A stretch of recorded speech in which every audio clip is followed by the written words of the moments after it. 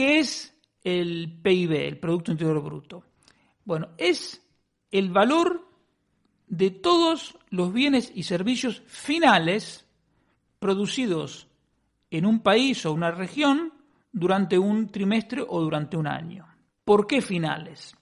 Porque, por ejemplo, si estamos hablando de un auto, se incluye el valor del auto, pero no se suma el valor además de la rueda, del carburador, de los vidrios, etc. Simplemente el valor del coche porque se supone que incluye a los anteriores. Pero hay otra cosa fundamental. Toda la producción de empresas que van dirigidas a otras empresas, por ejemplo, una firma de consultoría informática, no forma parte del PIB, no está incluida en el PIB. O sea, todas las transacciones de empresas con empresas no forman parte del PIB porque no son bienes y servicios finales. Se supone que es un insumo que va al final a dirigirse hacia una producción final en otras etapas de la producción. Hablamos de producto porque estamos hablando de producción. Decimos interior porque se refiere a la producción dentro de una determinada área geográfica. Podemos hablar de la Unión Europea, de una provincia, etc. Y bruto porque está incluyendo la depreciación de los bienes de capital, es decir, el desgaste de la maquinaria utilizada en esta producción. En vez de interior, podríamos hablar del producto nacional en lugar de interior.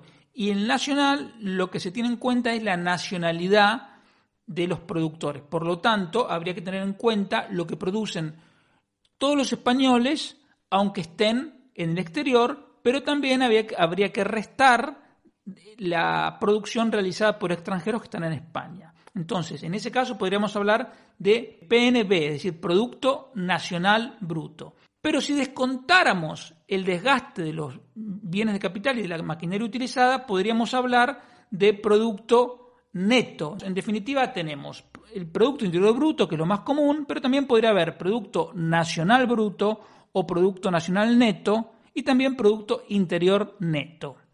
El PIB, que es lo más común, como digo, se mide de tres maneras. Desde el punto de vista del gasto, desde el punto de vista de la producción y desde el punto de vista de los ingresos.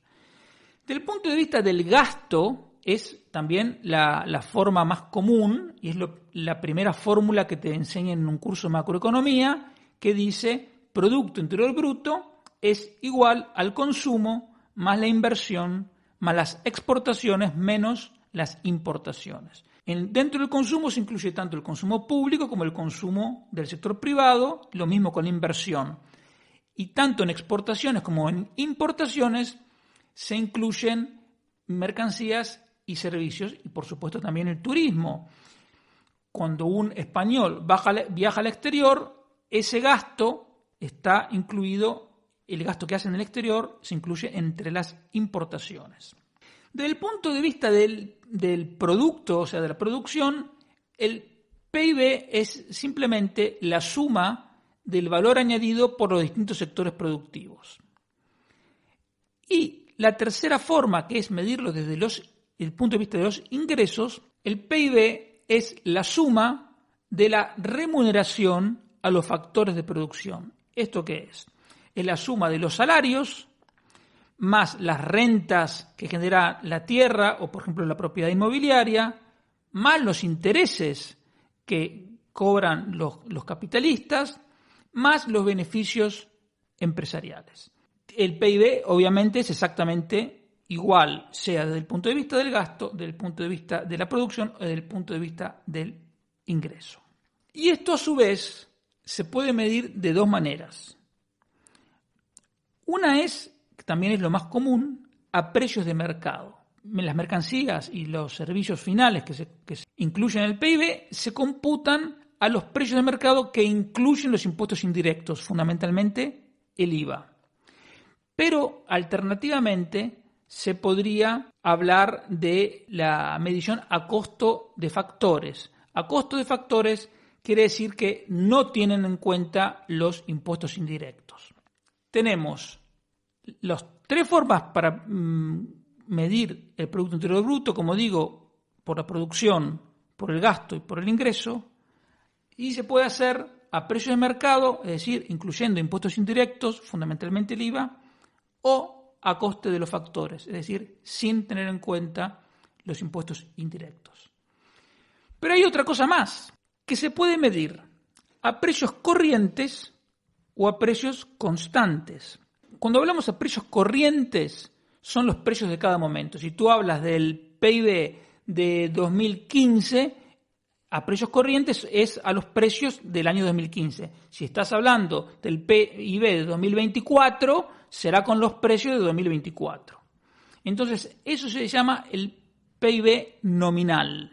Pero la otra posibilidad es medir el PIB a precios constantes. Se hace para eliminar el impacto de la variación de los precios. Porque si tú tienes el PIB nominal a precios corrientes, que por ejemplo subió un 10% en un año, tú no sabes de ese crecimiento cuánto se debe a una variación de las cantidades que se han producido y qué otra parte se explica por el aumento de los precios. Por ejemplo, el PIB nominal puede haber subido un 10%, pero es porque hubo una inflación del 11% y la producción cayó el 1%. O puede ser porque subió 5% el volumen y 5% los precios y todo tipo de combinaciones. El PIB real, que es el PIB a precios constantes, justamente es eliminar el impacto de las variaciones en los precios y nos centramos en los volúmenes. El procedimiento, los más usuales son dos. El tradicional era fijar lo que se llama un año base, es decir, vamos a medir el PIB siempre a precios, por ejemplo, de 1993. Entonces, como dejas los precios congelados, toda la variación del PIB se va a explicar por los cambios en la producción, en los volúmenes.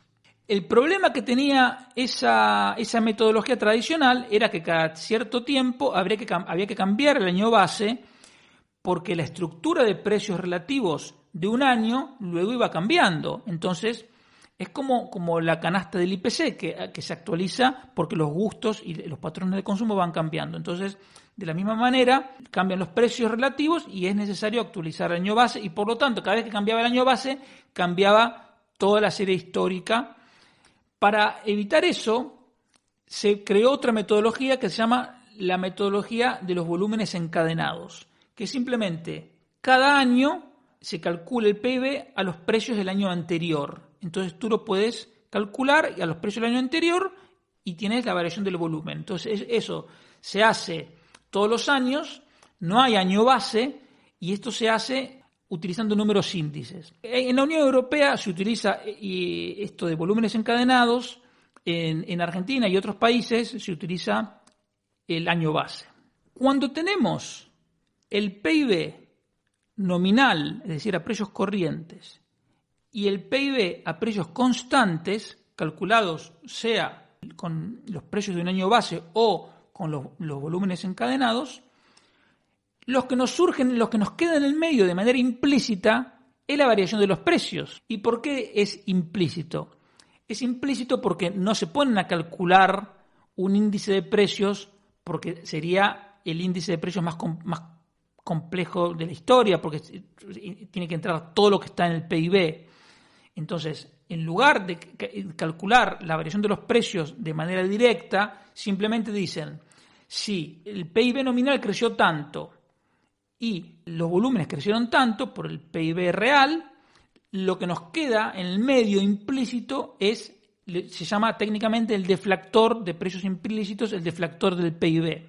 La variación del PIB nominal se puede descomponer en la variación del PIB real, es decir, los volúmenes, y del deflactor de precios implícitos.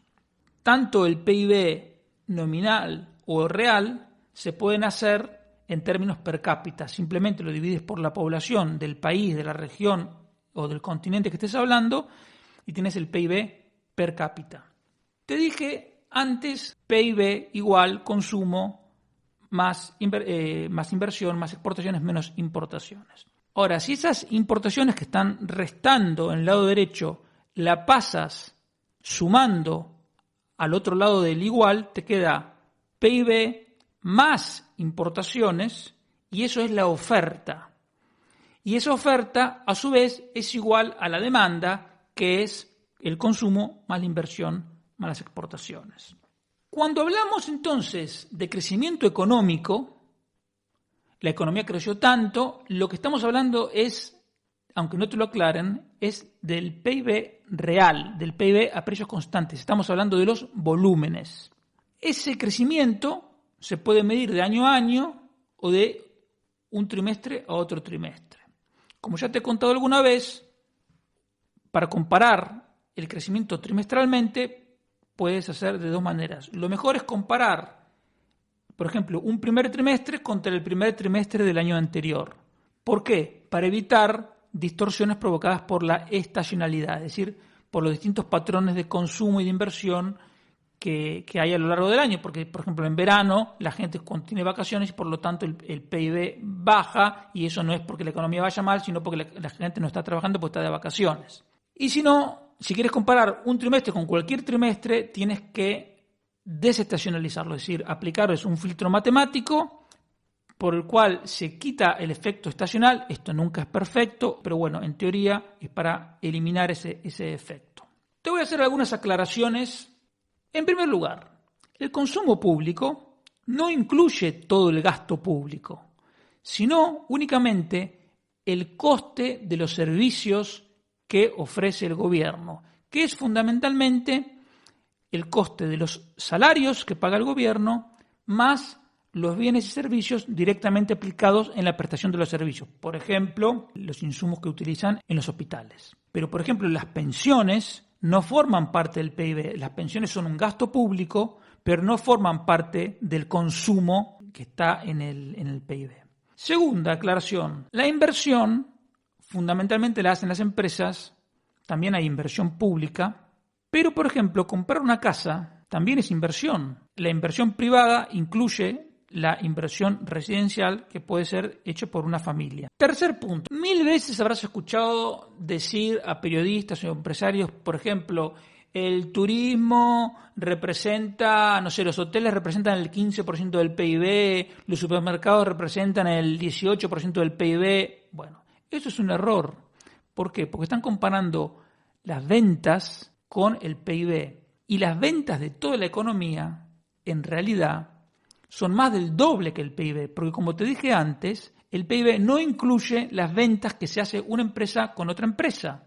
Entonces, si tú tienes en cuenta todo eso, todas las ventas de toda la economía, tienes que es más del doble que el PIB. Por lo tanto, para tener el peso de un sector en la economía, hay dos alternativas. O comparas las ventas con el total de las ventas, o comparas el valor añadido con el valor añadido. Cuando tú haces la fórmula que te dije ya varias veces, consumo más inversión, más exportaciones, menos importaciones, de ahí te sale que el consumo privado es la parte más importante de la economía. Entonces, por eso, muchos políticos, ignorantes en general, hablan de que hay que estimular el consumo, porque ellos ven esa formulita y dicen, si el consumo privado es el 60, en España el 56% de la economía, es por ahí. Pero en realidad, el consumo privado es el 56% de la producción de bienes y servicios finales nada más. Si tienes en cuenta la producción de todos los bienes, cae a la mitad. Otro punto importante, cuando tú miras los datos del valor añadido por sectores productivos, siempre te parece que actividades inmobiliarias tienen un peso enorme. En el caso de España es el triple, por ejemplo, que el sector financiero o el triple que el sector de información y comunicaciones. Entonces la gente dice, pero ¿cómo es posible? ¿Se acuerdan de la burbuja inmobiliaria? Y esto la gente, muchos periodistas también caen en este error. ¿Cómo es tan importante el sector de la inmobiliaria? Tantas casas se compran y se venden. Los alquileres son una renta. Una renta forma parte del PIB desde el punto de vista de los ingresos. Entonces, habría una distorsión si solo se incluyeran los alquileres de las viviendas que se alquilan. Para evitar esa distorsión, se imputa una renta a las personas que viven en casas de su propiedad. Por lo tanto, todas las casas que hay en España entran en el PIB con una renta imputada, sea porque efectivamente se paga un alquiler o porque es una renta que se imputa al propietario de su propia vivienda. Y por eso es que el sector inmobiliario siempre aparece mucho más grande, pero no es porque las inmobiliarias que compran y venden casas sean tan importante en la actividad económica, sino porque la parte del león es esto que te estoy mencionando. Y simplemente para terminar, para que tengas una idea de magnitudes, en España el sector, desde el punto de vista de la producción, el sector primario es menos del 3%, en un país como Argentina es el doble, es el 7% el sector primario. La industria en España es alrededor del 16%, en Argentina es el 21%. La construcción es el 5% y en Argentina es menos del 4%. Y los servicios en España son 2/3 partes del PIB, del punto de vista de la producción, y en Argentina es el 52%. Y lo que nos falta son los impuestos, que los impuestos indirectos, que se suman a los precios y forman parte del PIB, en España rondan el 10% y en Argentina el 16%.